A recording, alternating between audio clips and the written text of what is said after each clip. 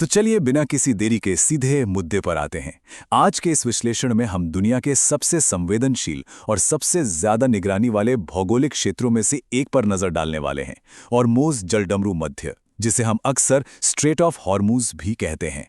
देखिए, यह महज नक्शे पर पानी का कोई संकरा सा रास्ता नहीं है, बल्कि एक ऐसा ग्लोबल फॉल्ट लाइन है जहां भूगोल सीधे तौर पर रणनीति तय करता है। ईरान और ओमान के बीच का ये इलाका हमेशा किसी न किसी तनाव की वजह से सुर्खियों में रहता है, राइट?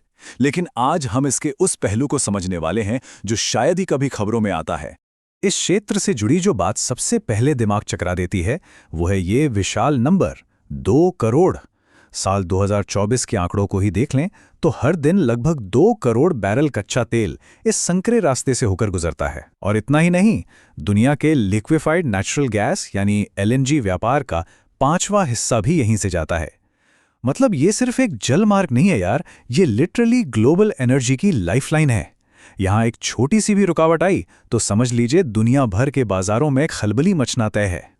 अब एक बड़ा सवाल ये उठता है कि ऊर्जा का ये इतना बड़ा समंदर आखिर जाता कहाँ है। दिलचस्प बात यह है कि इसका पूरे 70% हिस्सा सीधे एशियाई अर्थव्यवस्थाओं की तरफ बहता है। चीन, जापान और भारत जैसे देशों के लिए इस रूट का बिना किसी रुकावट के चलते रहना उनकी ऊर्जा सुरक्षा और पूरी इकोनॉमी के लिए बहुत जरूरी है। बाकी का 30% दुनिया के दूसरे हिस्सों में जाता है। तो असल में यहां जो कुछ भी होता है उसका सीधा इम्पैक्ट हजारों किलोमीटर दूर बैठी इन विशाल अर्थव्यवस्थाओं पर पड़ता है। और यहीं पर वो सबसे बड़ा विरोधाभास सामने आता है जिसके बारे में हम बात कर रहे हैं। दुनिया की इतनी बड़ी इकोनॉमी और वो पूरी तरह से हॉर्मुज़ जलडमरू मध्य की चौड़ाई पर टिकी है। अपने सबसे संकरे पॉइंट पर यह मुश्किल से 33 किलोमीटर चौड़ा है। लेकिन असली कैच तो इसके आगे है।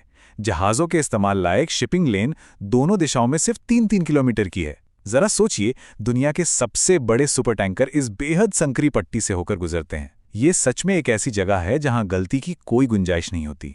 अब इतनी कम जगह में इतने बड़े जहाज़ों की भीड़ को कंट्रोल करना कोई बच्चों का खेल तो है नहीं। इसके लिए बहुत सख्त रूल्स चाहिए होते हैं। यही एंट्री होती है ट्रैफिक सेपरेशन स्कीम की। ये ओमान द्वारा चलाया जाने वाला एक बहुत ही कड़ा समुद्री यातायात नियम है जो जहाज़ों को आपस में टकराने से रोकता है। ओमान इस पूरी व्यवस्था को 2000 मीटर ऊंचे जेबल हरिम पर्वत की चोटी पर बने अपने रडार स्टेशन से मॉनिटर करता है। एक ऊंचे पहाड़ से इस संकरित समुद्री मार्ग पर नजर रखना ये पक्का करता है कि ग्लोबल ट्रेड बिना किसी बड़े हादसे के चलता रहे। जाहिर है, जब जगह इतनी कम हो और दाव इतने ऊंचे तो भूगोल अपने आप में एक बहुत बड़ा रणनीतिक हथियार बन जाता है। यहां दोनों तरफ से इस इलाके की जबरदस्त मिलिट्री मॉनिटरिंग की जाती है। रडार स्टेशन, 100 किलोमीटर से ज्यादा रेंज वाली तटीय मिसाइलें, फास्ट अटैक क्राफ्ट और हवा में मंडराते ड्रोन। यहां से गुजरने वाले हर एक जहाज पर पैनी नजर रखी जाती है। ये एक ऐसा सिकड़ा हुआ जोन है जहां दूरियां कम हो जाती हैं और हर एक फैसले का वजन बहुत बढ़ जाता है।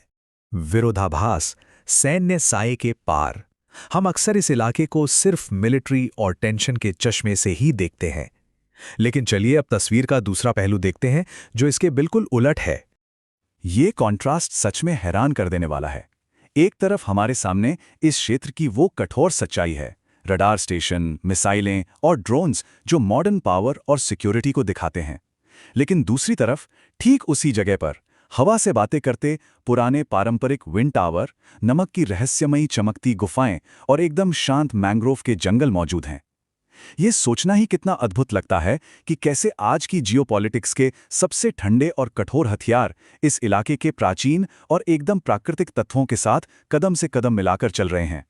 अगर हम इतिहास के पन्नों को पलटें तो यहाँ इंसानी मौजूदगी की एक बहुत लंबी और गहरी कहानी मिलती है। 16वीं सदी की शुरुआत में ही पुर्तगाली सेना ने इस समुद्री रास्ते पर कब्जा जमाने के लिए मूंगा पत्थर का एक किला बनाया था जो आज भी वहां शान से खड़ा है।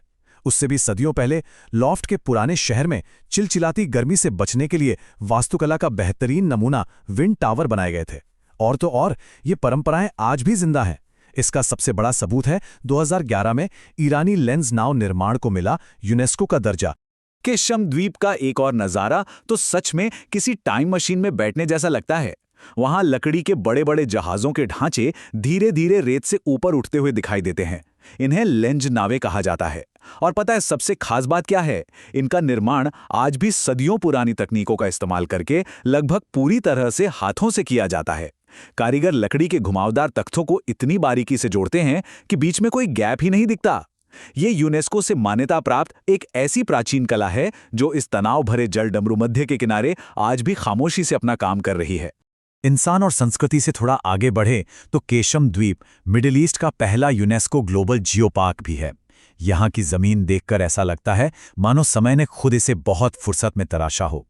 पृथ्वी की गहराइयों से बाहर निकले विशाल नमक के गुंबद, डिजाइनदार मुड़ी हुई तलछटी पहाड़ियां, सदियों पहले सूख चुके पानी द्वारा उकेरी गई गहरी घाटियां और समंदर के खारे पानी में पनपते मैंग्रोव के हरे भरे जंगल। ये जगह जियोलॉजी का एक जीता जागता अजूबा है।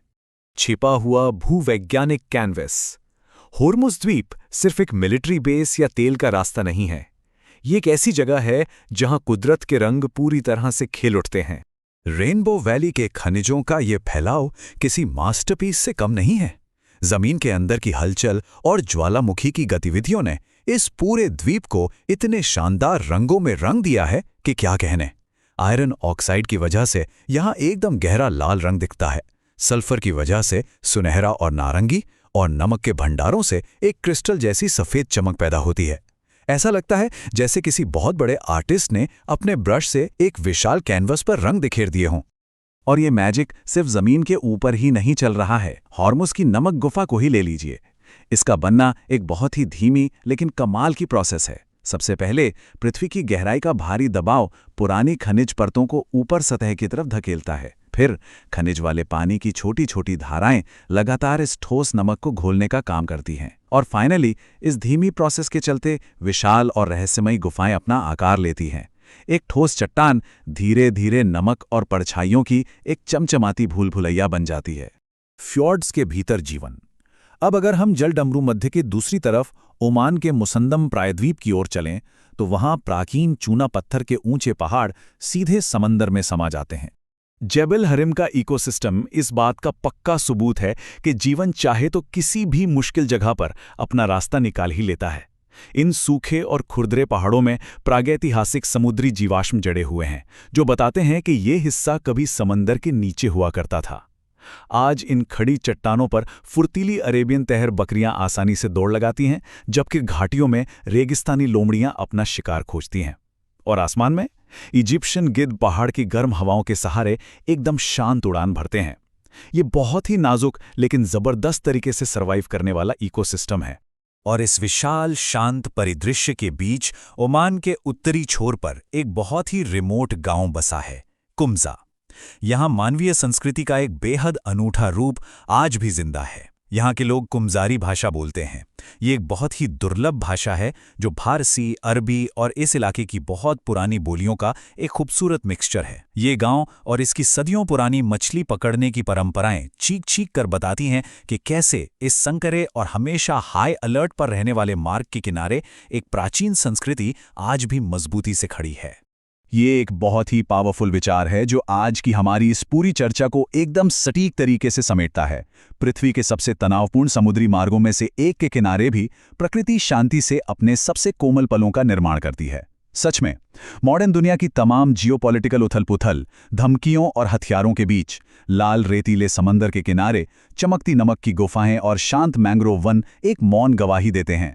वो बताते हैं कि कुदरत को हमारी बनाई सरहदों और रणनीतिक तनावों से कोई फर्क नहीं पड़ता, वो अपनी लय में चलती रहती है। तो इस पूरे एक्सप्लेनर के एंड में एक बहुत ही बड़ा सवाल हमारे जहन में आता है, क्या होर्मुज जलडमरू मध्य की पहचान हमेशा उसी तनाव, उसी मिलिट्री मूवमेंट और उन्हीं संघर्षों तक ही सीमित रहेगी जो न्यूज़ चैनल्स की हेडलाइंस बनते हैं, या फिर आने वाले वक्त में इसका ये सदियों पुराना, कभी न टूटने वाला प्राकृतिक और सांस्कृतिक लचीलापन भी याद रखा जाएगा? ये एक ऐसा रास्ता है जो विरोधाभासों से भरा है और जो हमें दुनिया के सबसे चर्चित हिस्सों को भी एक बिल्कुल अलग और गहरे नज़रिए से देखने पर मजबूर करता है। उम्मीद है आज के इस विश्लेषण ने आपको इस पूरी डिबेट को देखने का एक नया चश्मा जरूर दिया होगा।